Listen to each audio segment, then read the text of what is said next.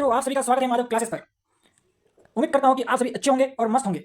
पिछली कक्षा में राजस्थान के लोक देवता के पंचपीर में से रामदेव जी के लिए कुछ विषय लेके आए थे। आज हम राजस्थान के लोक देवता पंचपीर भाग 2 लेके आए हैं, जिसमें आज हम पढ़ेंगे पाबू जी के बारे में। तो चल के सामने पहली स्लाइड पर पाबू जी राठौड़, जिसमें आज हम पाबू जी राठौड़ के बारे में पढ़ेंगे, जो लोक देवता है राजस्थान के पंचपीर में से एक।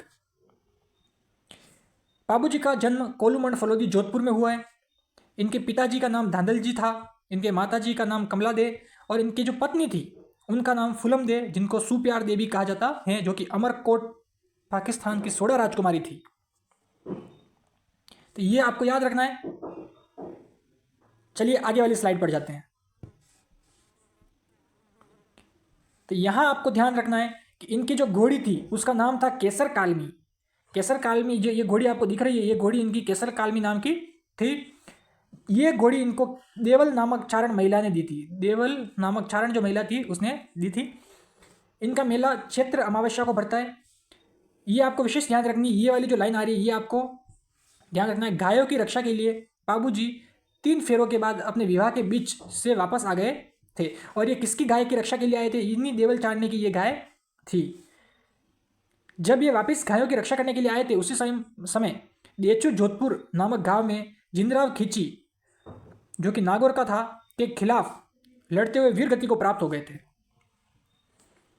यह आपको ध्यान रखना है। जिंदराव खींची के साथ युद्ध लड़ते हुए क्या हो गए थे? वीर गति को प्राप्त हो गए थे।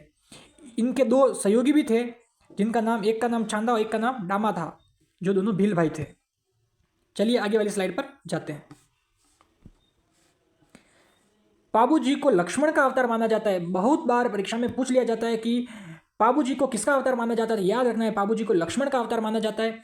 पाबू जी को ऊंट रक्षक देवता के रूप में भी पूजा जाता है। पाबू जी रायका रेबारी देवासी समाज के मुख्य देवता हैं। पाबू जी प्लेंग रक्षक देवता भी जान जाते हैं। इस वाली स्लाइड में जितने भी है वो सारे महत्वपूर्ण हैं। पाबू जी लक्ष्मण का अवतार माने जाते हैं, पाबू जी ऊंट रक्षक देवता हैं, पाबू जी रायका रेबारी देवासी समाज के मुख्य देवता हैं, और प्लेंग रक्षक देवता के रूप में किसको जाना जाता है? तो याद रखना है, हमारे पाबू जी को जाना जाता है।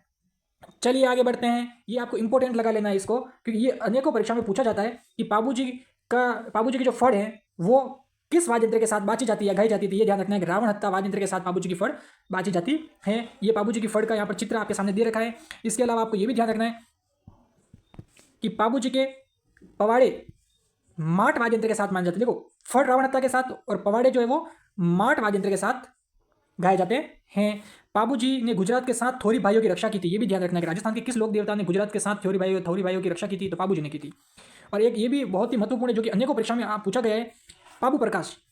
आसिया मोर्जी द्वारा लिखित ग्रंथ है या पुस्तक कह सकते हैं इसको, पाबू प्रकाश। ठीक है, चलिए आगे बढ़ते हैं।